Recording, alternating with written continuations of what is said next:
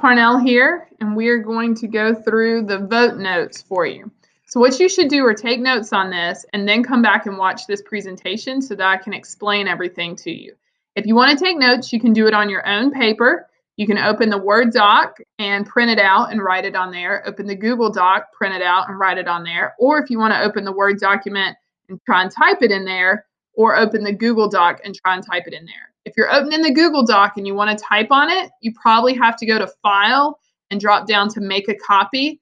It'll make a copy of that and put it in your Google Drive. Then you can open that one and type on it, since the first one's kind of my original. So these are the vote notes. This is a really funny video you should go watch if you haven't yet. It was a skit on Saturday Night Live during the last election, kind of making fun of people who didn't know who they were going to vote for. Because a lot of people, they are called undecided voters. And so people running for office really try and like narrow in on them and, like really focus all their attention on them and stuff like that. And so this is just kind of making fun of the people who are undecided, like, are they people we should focus our attention on? So go watch that. All right, then first up on your vote notes, we're talking about how you register, how you vote. And so the first thing you have to do is you have to register. So there are some requirements. You have to be 18 years old. You have to be a U.S. citizen, either by birth or naturalization. Like we talked about at the beginning of the year, you can go through a process to become a citizen. And you have to live in the precinct in which you're voting. So for instance, when I went off to college in Raleigh, I couldn't vote in Raleigh because I never changed my official address to my college address. My address was still here at home in Kernersville with my mom and dad. And so when I wanted to vote, I actually drove back to Kernersville to vote. Now, you may say that's a little crazy, and it might have been. If I had wanted to vote in Raleigh, I would need to change my address to Raleigh. And the way you change your address is you go to like the DMV and get it updated on your license and everything. And had I done that, I would have had a new precinct in Raleigh and I would have got to vote there. But you can only vote at the precinct where you live.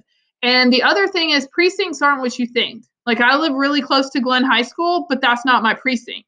My precinct's actually Southeast Middle School. If some of you guys know where that is, you probably went there. And it's not as close to my house as Glenn. So it's not just the closest place. It's like there's a map and they draw these things on the map and they decide like these people are going to vote here on the map and these people are going to vote here.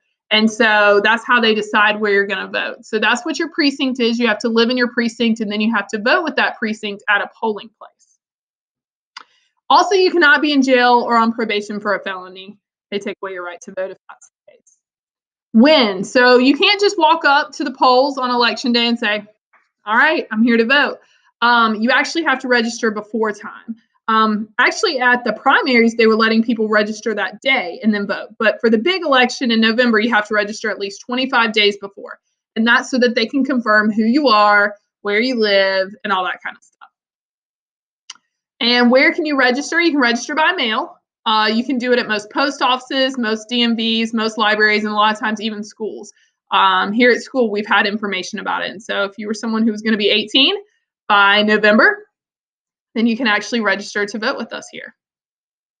And what? Let me move this out of the way. You have to pick a political party when you register to vote. So you can pick Democrat, Republican, or Independent. Now, it doesn't dictate how you vote most of the time. So if you pick yourself to be a Democrat, then in the primaries, which is the election, we just had a couple weeks ago, the primaries, like Ms. Fadley taught you, are the elections that kind of narrow it down to who's going to be on the general election on the ballot in November, the big ones, who's going to be the one Republican and the one Democrat. Last time it was Trump and Clinton. So the primaries are when you weed your way down, finding out it's going to be Trump, or weeding your way down to finding out it's going to be Clinton. On those primaries, if you're a registered Democrat, you can only vote for the Democrats. You would have only been able to vote for Hillary Clinton and the people running against her in the last election, like Bernie Sanders and stuff. In this past primary, there were several Democrats running. You probably heard of them. We talked about Cory Booker and watched his video in class. Pete Buttigieg, Joe Biden, Elizabeth Warren, Amy Klobuchar. Who else? There was a couple more. I can't even remember. So those would have been the people you could have voted for as a Democrat. If you're a registered Republican, then you have to vote for the Republicans at the primary. Now, back at the last election, that was really big. There was a ton of people running against Trump. If you remember the last PowerPoint with Ms. Fadley on the campaign trail, there was a picture at the beginning of one of the sections. It was all the different people that ran against Trump. And so you would have had a lot to vote for this last time, or back at the last election. This past time, you wouldn't have had much to vote for because Trump's an incumbent and he's a Republican, so he's running again. So if you were a Republican, not much reason for you to go vote for the president thing in the primary because he's automatically going to get the nomination.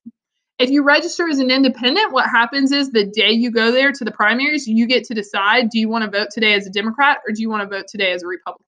You get the Democrat ticket or the Republican ticket. And you need to think about all the things you want to vote for. So if you decide to vote for Republican, yeah, you might not get to vote for the president thing because it's a gimme that Trump's going to get it for the Republicans, but maybe you got to vote for a lot of other stuff and vice versa. So you kind of got to think about it. Next up on your note sheet are the ballots. So a ballot is a list of candidates on which you cast your vote. Right here's a picture of an electronic ballot.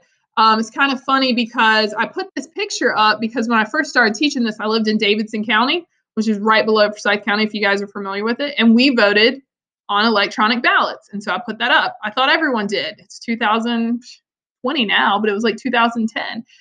Then I moved right back over to Forsyth County. And guess what? Forsyth County does not vote with these. So if you've been with your parents or grandparents or aunt and uncles or anybody to vote, you probably have not seen them touching a computer like this. You've probably seen them filling out a piece of paper, which is pretty crazy to think about, that we're still doing that here in Forsyth County. I know sometimes if you've been with someone to vote early and they've gone to like a library or a rec center, you might have seen an electronic ballot. But this is pretty much what everyone's getting to. You put like a little, if you look at the picture right here, you put a little cartridge in the side, kind of like the old gaming things. If you're familiar with like old Nintendos or the old Segas or something, you put like a game cartridge in. Put a cartridge in the side, touch screen, just like you're checking out at Walmart or something. It's actually, the ones I use like printed this thing like a receipt. And I guess it was a paper copy in case something malfunctioned, they could see if they had to go back and count them by hand. And so it printed this paper copy and then I was good to go. But like I said, we use paper ballots, but it's just what you vote on pretty much. This is a picture of some paper ballots and kind of some funny pictures. So in the election of 2000, that was when Vice President at the time, Al Gore, was running against Texas governor at the time, George Bush. And you probably know who won. That was when George Bush won. But the crazy thing is we did not know who won for the longest time because of these ballots. So you see this picture right here. All right, I want you to look on this picture. So this was like a flip book. All right, can you imagine like I'm flipping these pages right here? And what would happen is you would slide this thing that basically looked like a Scantron. You'd slide it down in the back behind the book, and these little dots right here are holes. And so you would take like what looked like a pen basically, but instead of like using a pen to fill in a circle, you're basically poking holes, okay? So that's how you decided. And so like if you wanted yes, look right here on this picture. If you wanted yes, you poked in that circle right there. If you wanted no, you actually went down and poked in that circle right there. See how there's like, it's every other? And then if you look over here on this side, yes is the one in between it, and then no's behind it. You see how that one's every other? So long story short, people said these were like crazy confusing. You couldn't figure out like what you should have been poking the hole through to vote. That was the first problem. The second problem is, look at this picture right here, okay? Again, I got a little thing in the way. This would be, so like if you poked a hole through a piece of paper, right? It's not going to like disintegrate. You know what I'm saying? Like the paper's going to go through to the other side. So then if you pull your ballot out and you run it through a machine and the machine's job is to like count the holes, then you could see how, see in this picture, see how like if it went through a machine, it could kind of flatten them out. Do you see how that could have happened? And the machine might actually read and say like, oh, there were no holes punched. So that's called hanging chads. These little things, these little pieces of paper right here, chads, and see how they would kind of be hanging. Well, in Florida, it got out of control. It got crazy. You can blame it on all the old people in Florida, right? So anyways, in Florida, they couldn't figure everything out. So you remember in the last notes, Mrs. Spadley taught you, and if you don't know these notes, you can go back and watch a video of me teaching those too. You know how you need 270 votes to win, okay? And so each state has their number of electoral votes, and it's Gore, and it's Bush, and it's Gore, and it's Bush, and it's Gore, and it's Bush. And we're getting really, really close to 270. And literally we get through 49 states, and we are like, I don't know what the exact numbers were. You could Google it. But if 270 is what you need, it would be like sitting at like 260 and 255. And Florida having like 30 votes. I think Florida has like 29 electoral votes. And whoever got Florida, boom, they would have enough to get 270, they would win the president. But like Florida couldn't come up with their results that night because the machines were going crazy and people didn't know what they were voting for. And I have this nice little picture of this guy kind of bugging out with his eyes because all these people had to go back and count all these ballots by hand. And they had to look at the holes and figure out if the machine made a mistake, and there really was a hole, but the machine didn't read there was a hole, and where the hole was and who they meant to vote for, and did they really mean to vote for the right person? And it was kind of crazy. And so that would have been the beginning of November. We went all the way until the beginning of December before we knew who won. We went over a month. Can you imagine that? I mean, pretty much you know who's going to win the president. See, that night, if you stay up late enough, you stay up till like midnight, 1 o'clock, wait for the people on the West Coast for their polls to close down, time change, start counting up their votes. You know before you go to bed. I knew in the last election, I stayed up long enough to see if it was going to be Trump or Clinton, and you know before you go to bed. We waited like a month, and we had absolutely no idea who was going to win. Was it going to be our current vice president, or was it going to be this new guy who's actually the son of the president before, first George Bush? And it got complicated. They went all the way to the Supreme Court. There's a famous Supreme Court case we'll talk about, Bush versus Gore. And something that made it a little was the fact that it was all going down in Florida. And the governor of Florida was none other than George Bush, his brother, Jeb Bush. Right? So is that a little conflict? Kind of made for some conflicting. You can see how Al Gore maybe got his feelings hurt. But when the votes were counted up and the totals came in, George Bush won. And so the Supreme Court, they get involved in the Supreme Court, and one wants to keep count and one wants to stop. Because, if you're Gore or Bush, you want it to happen like right when you're in the lead, right? And like let's stop right now, pretty much. Like more people are voting for me and stuff. So totaled up the votes, and George Bush won. So that's why we actually move more to these electronic ballots right now. All right, I know, probably a little more backstory than you wanted, but I'm trying to keep you entertained here on these days we're stuck at home. All right, so ways to vote. There's two ways you can vote. You can vote a straight ticket or a split ticket, okay? A straight ticket is when you vote solid Democrat, solid Republican. If you're a Democrat, you're a Republican, gosh darn it, that's how you're going to vote. Thankfully, most people don't vote that way. Actually, I don't recommend voting that way. Don't do that one day. You can be a hardcore Democrat, you can be a hardcore Republican, but let's be real.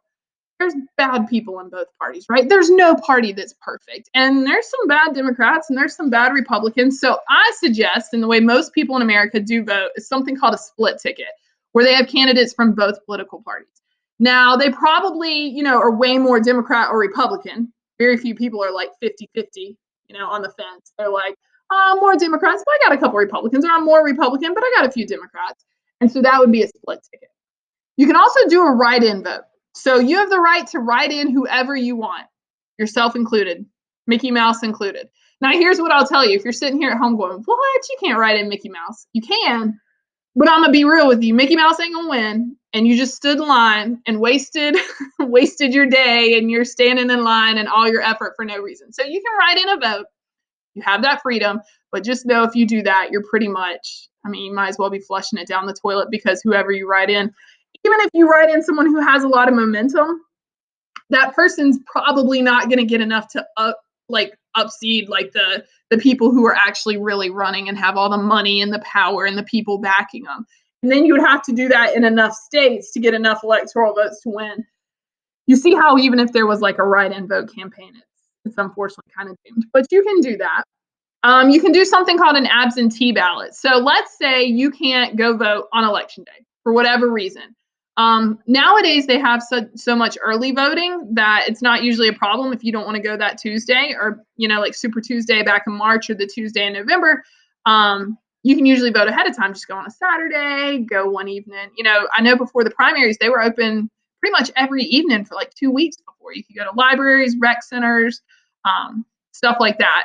But still, some people might not be able to. Say you're out of town on business. You're up in like Milwaukee for the week working for business. Say you're like me, like I was telling you that story. I was a college kid living in Raleigh and I wanted to vote, but say I didn't want to drive home to Kernersville that day and drive right back. Sometimes elderly, think about people that maybe it's hard for them to get out, health reasons, they don't want to stand in line forever. The sick, people having a baby. Also people like who are overseas, like on business, on trips, vacations, soldiers, the military, all votes by absentee ballot. So you can put in your notes, those are some reasons why people might go and vote. Now, here's the thing. You have to request it ahead of time and send it in ahead of time. You can't decide like that day, oh, I don't want to go. I'll just get an absentee ballot and fill it in next week. It's not how it works. They got to have those ahead of time to count them ahead of time. So then when they get the results on election day, they can total it up and have a winner. And another thing you can do as a voter is that you can propose things. You've probably heard about things. Like I know in the last election, there was that 1/4 of a cent sales tax. Did you hear about that? They wanted to raise sales taxes by 1/4 of a cent. If you're like me, you're like, how's 1/4 of a penny work? But it's like a mathematical calculation. You get it enough times, you raise something by 1 penny. You can do that. They propose bonds and referendums for schools. You can actually even, in some states, I don't think we can do it in North Carolina, but I know California can. You can just go vote to kick the person in charge out. So they had a governor one time, this guy named Gray Davis in the early 2000s, wasn't doing a good job. Had a lot to do with like the electricity companies and stuff. And like they weren't being regulated and they were charging crazy prices. And then like electricity, they were having all these power grid failures and electricity was going out and just a lot of things going wrong in California. And Californians were like, dude, you stink, man. We don't want you anymore. And they went to the polls and voted to kick him out. And it worked. And more than half the people voted. So he had to leave office. And then they needed a new governor because they kicked their governor out. And who do you think they picked? Good old Arnold Schwarzenegger. I'm sure you guys have heard about him being governor of California for so long. And that's how the Terminator, that famous actor with the thick accent you can barely understand, became governor of the largest state in America because of this. So you can propose new laws. You can reject things, approve things. You can do all sorts of things when you go vote. All right, so here you have some pictures. This is your polling place. So the polling place is where you go vote.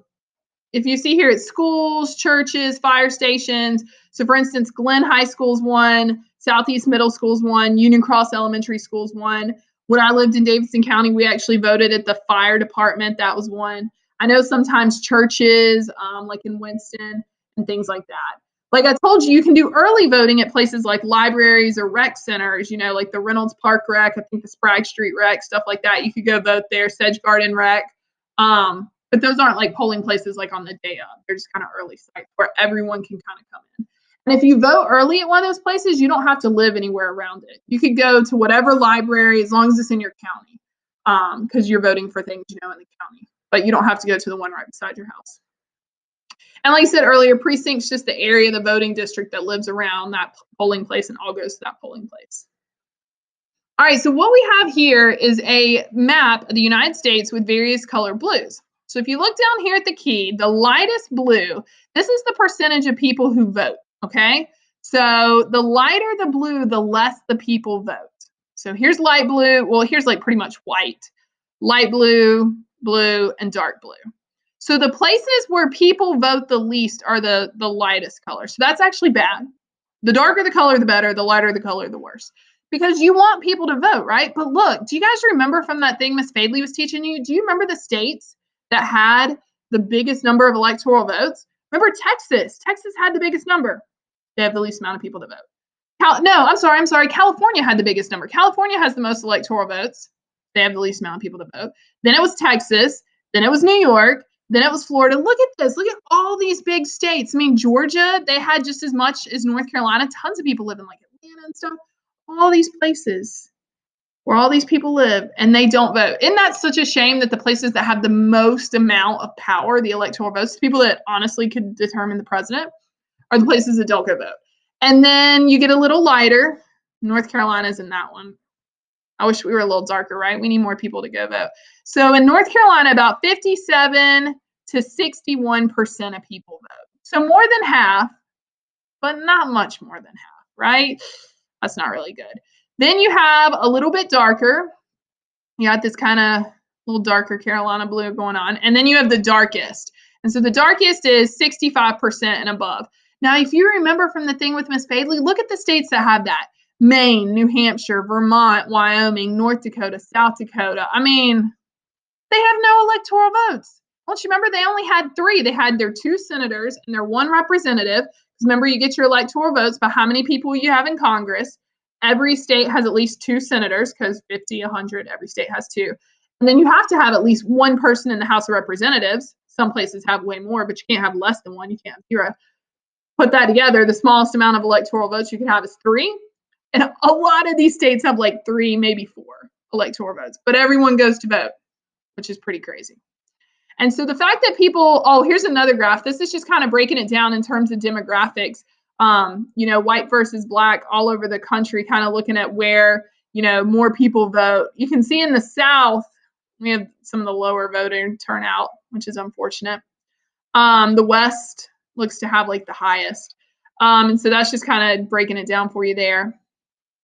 And then we have voter apathy. So the last thing you're going to write down today is voter apathy. If you are apathetic about something, that's kind of a fancy word for like, I don't care. So they don't care to go vote. They don't care.